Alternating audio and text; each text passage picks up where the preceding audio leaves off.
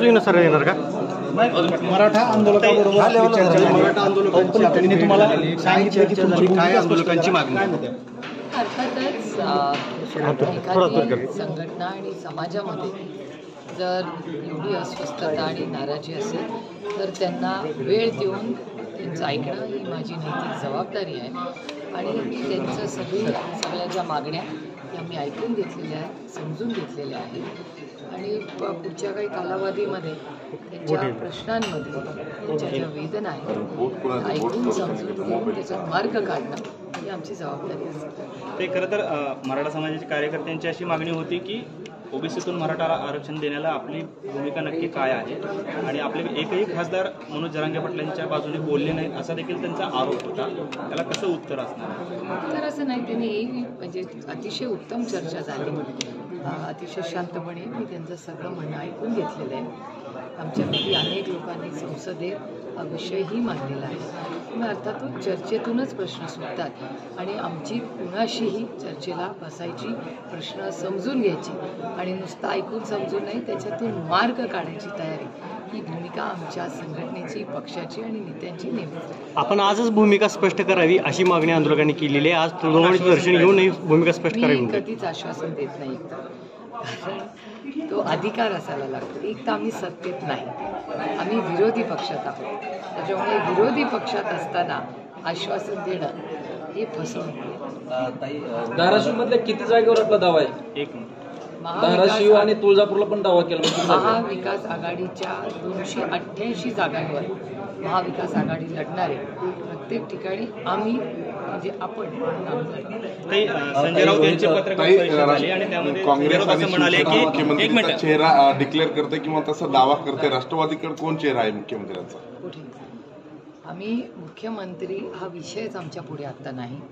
आता महागाई, बेरोजगारी आणि भ्रष्टाचार अशी खूप मोठी आव्हानं राज्याच्या आणि देशाच्या समोर आहेत. आम्ही पूर्ण ताकदीने एक सशक्त असं सरकार जे महाराष्ट्रातल्या कष्ट करणाऱ्या गरीब महिला या सगळ्यांनाच न्याय देणारं, इन्व्हेस्टमेंट महाराष्ट्रात आणणारं आणि आलेली इन्व्हेस्टमेंट ठेवणारं, या सगळ्या गोष्टींमध्ये जातीने लक्ष घालणारं, सर्वसामान्य मायबाप जनतेची सेवा करण्यासाठी एक पारदर्शक कारभार करणारं सरकार आम्ही देणार आहोत. आणि त्याच्यामुळे या सगळे जे मूलभूत प्रश्न लोकांचे आहेत त्याच्या जातीने लक्ष घालून अतिशय संवेदनशीलपणे त्याच्यातून मार्ग कसा निघेल हेच ध्येय आमच्या सरकारचं. अजितदादांनी असं सांगितलं की तुमच्या विरोधात सुनेत्राताईंना उमेदवारी देऊन चूक झाली, त्यांनी एक हात पुढे केलं. तुमचं काय म्हणणं आहे? आणि त्या बाबतीतच रोहित पवारांचं आज सकाळचं ट्विट आहे की दादांनी जरी असा निर्णय घेतला असला, त्यांनी चूक जरी केली असली तरी गुजराती नेत्याच्या सांगण्यावरून केलं आणि त्यांच्या मतदारसंघात सुद्धा रोहित दादांच्या त्यांच्या विरोधात उमेदवार देण्याचा प्रयत्न अजितदादांना करावा लागतो किंवा त्यांचे दबाव येतो अजित पवारांनी, असं ट्विट केलं रोहित पवारांनी.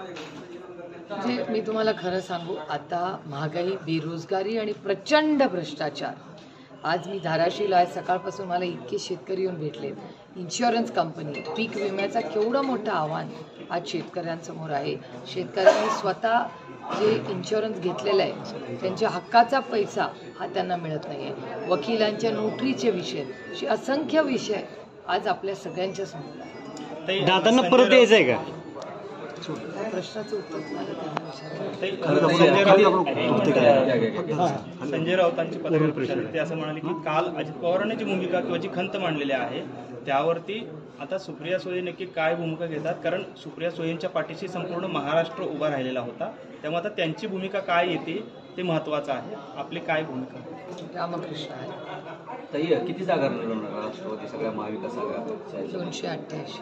राष्ट्रवादी 288. राष्ट्रवादी काँग्रेस पक्ष हा महाविकास आघाडीचा अविभाज्य भाग आहे आणि आम्ही शब्दाला पक्के आहोत. हे फक्त भाषेतून नाही, कृतीतून आम्ही करून दाखवतो. जेव्हा 88 लढलो तेव्हा 88 ठिकाणी आम्ही स्वतः म्हणून आम्ही ताकदीने काम केलं. तसंच 288 जागेमध्ये महाविकास आघाडी पूर्ण ताकदीने जागा वाटपाचा काही फॉर्म्युला ठरला काय? जो ठरेल तेव्हा तुम्हाला पारदर्शकपणे आम्ही सांगतो. ताई जरांगे पाटील यांनी 288 जागा जर नाही लढवल्या तर ते पवार साहेबाचं माणूस आहे असं प्रकाश आंबेडकर म्हणाले होते. काय बघा, ही एक लोकशाही, हा देश लोकशाही पद्धतीने चालतो. प्रत्येकाला मन मोकळा करायचा अधिकार. आपल्यासमोर नेमकी काय आव्हान आहेत आता या निवडणुकीमध्ये? महागाई, बेरोजगारी आणि भ्रष्टाचार आणि महाराष्ट्रावर होणारा अन्याय जो हे सरकार सहन करतंय ते मोडून काढायचं. काही शेवटचा प्रश्न तुळजाभवानी चरणी आपण आज जात आहे. नेमकं देवीला काय साकडं घातलं जाणार आहे? आज शिवस्वराज्य रॅली धाराशिवमध्ये येते.